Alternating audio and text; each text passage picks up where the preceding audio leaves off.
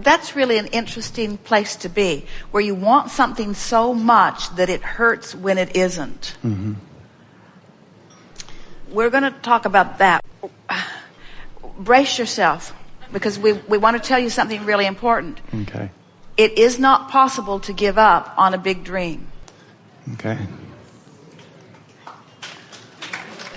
So, but it is possible to torture yourself in relationship to it. Mm-hmm. And then to lie to yourself by saying you've given it up. Mm-hmm. But if the pain is still there, in other words, and it is, so are you braced? You have no choice but to line up with it. Okay. You have to give in to your desire. Mm-hmm. You have to give in to your desire. You can't let what is, in all of its frivolous, inaccurate, temporary indicators, you can't let that hold you from your alignment. Mm-hmm. You've got to go with your desire in order to feel good. So I need to hear that. Why would you give up on something that matters so much? Because you forgot about the vortex, you forgot about the power of the universe, you forgot about your power of focus. But now you're remembering all of that. So line up with your desire. It is our promise to you. Your desire will not torture you, and it will not misbehave. It will not let you down. Your desire is real. It's in the vortex. You can have it. Line up with it. Line up with it. And then revel in the evidence of your alignment.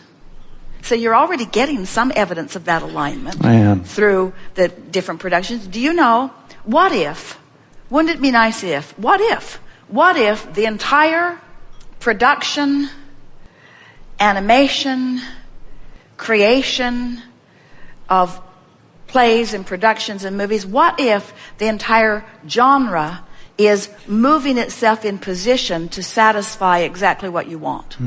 What if there are niche markets all over the world that are preparing themselves for the brilliance of what you have to offer?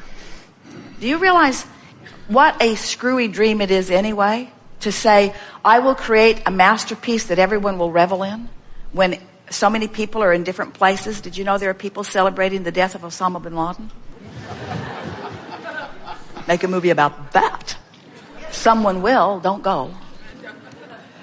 You see what we're getting at? So you've put your desire into the vortex. It's been becoming and evolving, and you will never be able to breathe a full breath or be who you are unless you line up with it. And when you line up with it, the manifestational evidence will reveal itself to you over and over again. It is so funny to us, and we don't mean funny in the sense that we are enjoying your discomfort, but it is such an interesting thing to listen to some of you speak as if your dreams are iffy, when the only reason that they are iffy at all is because you've given up on them. But you can't really give up on them. You know what happens when you say, I gave up on it? You didn't give up on your dream because you can't. Your dream is still alive and well and will torture you until you line up with it. So when you say, I've given up on it, what you say is, I'm just not trying to come into alignment. And we say, well, that's not too good, because when you don't make the effort to line up with your dream, then you just sort of accept the discord and discomfort that you feel. You see what we're getting at? You hear that, don't you? Yes. Give in to the success of your dream and watch the resources of the universe back you up. Give into it. Give into it. Give in to the inevitable achievement of all that you have vibrationally already become.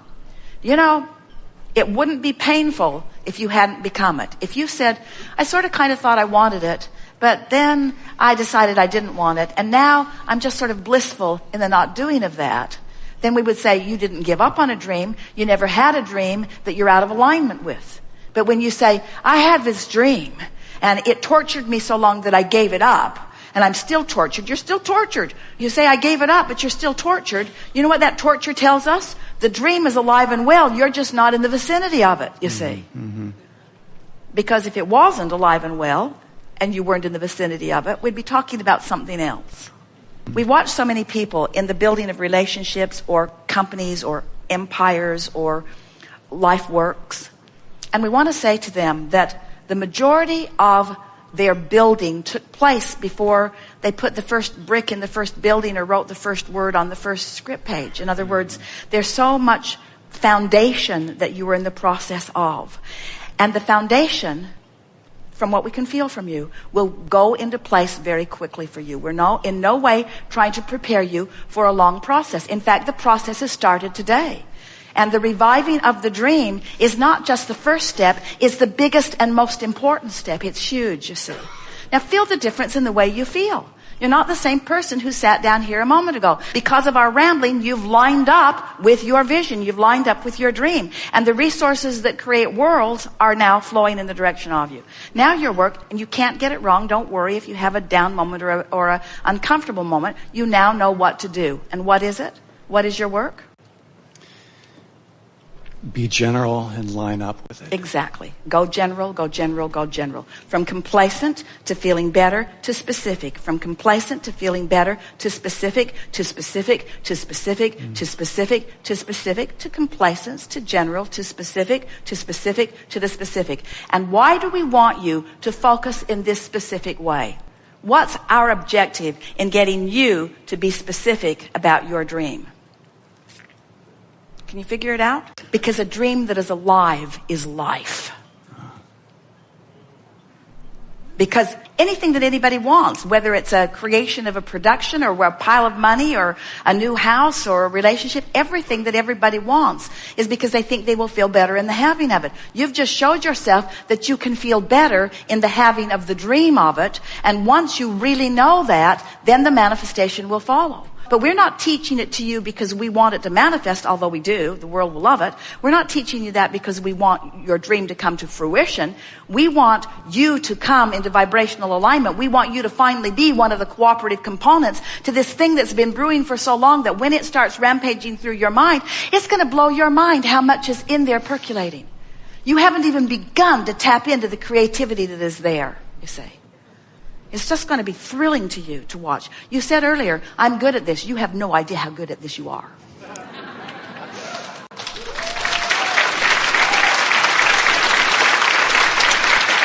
And so, when you line up with it, you know what happens when you line up with it? Do you know how many, they call them angels in the production world, do you know how many people are having a hard time figuring out what to do with their money? The banks don't give them any return on it. The housing market isn't the most secure place to put it. People are gambling with it and doing all kinds of things. Do you know how many people are looking for something that they can add their dollars to, that are out there just trolling around vibrationally for things? So in this part of the cooperative components that are being gathered, there's all kinds of money just moving around in there, and you say, well, where is it? I can't see it. And we say, that's because you didn't keep your dream alive for a while. But once you let yourself yield to the creative juices that are flowing, the next logical step is somebody's going to show up and say, I've been looking for you. I've been waiting for someone who had a dream that I could invest in. You see. And nobody wants to invest in a dead dream. I had a dream, but it's dead now. I don't let myself think about it anymore. It's just too painful. But when you're alive with it, it attracts those who want to play with you. And there are so many who are ready to play in that way. And look at what's going on in this world. In other words, more avenues, not fewer avenues. There are more opportunities for you to do what you do in a very lucrative and productive and passionate way than ever before. This is the time for your dream to come into fruition. But before it does, you just got to line up with it, and you just did.